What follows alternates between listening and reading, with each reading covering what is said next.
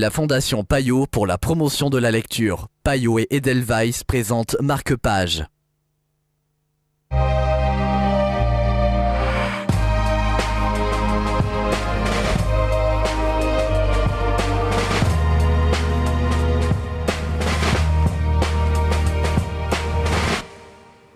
Bienvenue dans Marque-Page. Alors, La Maison dans l'arbre de Mitsuyo Kakuta, paru chez Actes Sud. C'est le livre dont nous allons vous parler aujourd'hui en compagnie de Michèle Wintereg-Nakao.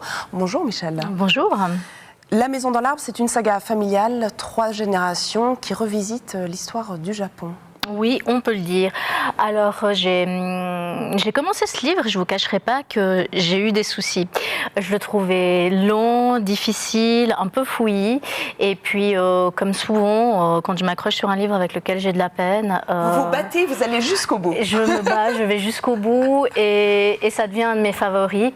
Et c'est un très très beau livre pour ceux qui font du développement personnel et qui connaissent la psychogénéalogie. En fait, ce livre, c'est de la psychogénéalogie romancée sur fond du Japon.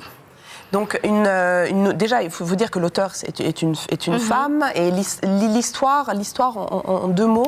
Alors, l'histoire, c'est un trentenaire qui vit dans une famille totalement anarchique, qui ne fonctionne pas, dysfonctionnelle au possible, mais évidemment, il ne s'en aperçoit pas. Et il a une prise de conscience le jour du décès de son papy. Déjà, première prise de conscience, il se rend compte que papy, avant d'être papy, c'est un homme, qu'il a eu une vie et que cette vie s'est déroulée ailleurs que dans cette maison familiale.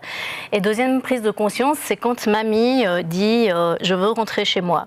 Et là, s'ensuit un périple pour retourner sur les lieux de la vie de mamie qui était en Chine, en Mandchourie. Et vraiment jusqu'en 1940. Oui, en Mandchourie, avec l'histoire du Japon, les tensions avec la Chine, avec la Russie et cette fuite, parce qu'en fait c'est une fuite familiale continuelle de ses grands-parents face à l'adversité de cette époque. Un livre, comme vous l'avez dit, pas facile d'accès et qui peut créer aussi chez le lecteur un certain nombre d'émotions en fonction du stade où il est dans sa vie. Oui, parce que c'est vraiment, ça nous projette forcément dans des situations qu'on connaît ou qu'on a connues, même si elles sont éloignées. C'est écrit avec beaucoup de finesse, beaucoup de sensibilité, et ça va toujours nous ramener à des écueils propres. Et du coup, au-delà d'un livre, c'est un travail. Merci Michèle. Si vous n'avez pas peur de vos émotions, le livre est à retrouver chez votre libraire.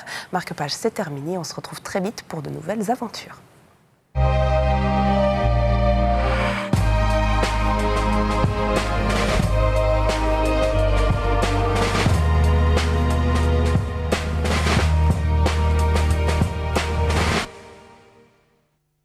La Fondation Payot pour la promotion de la lecture. Payot et Edelweiss présentent Marque-Page.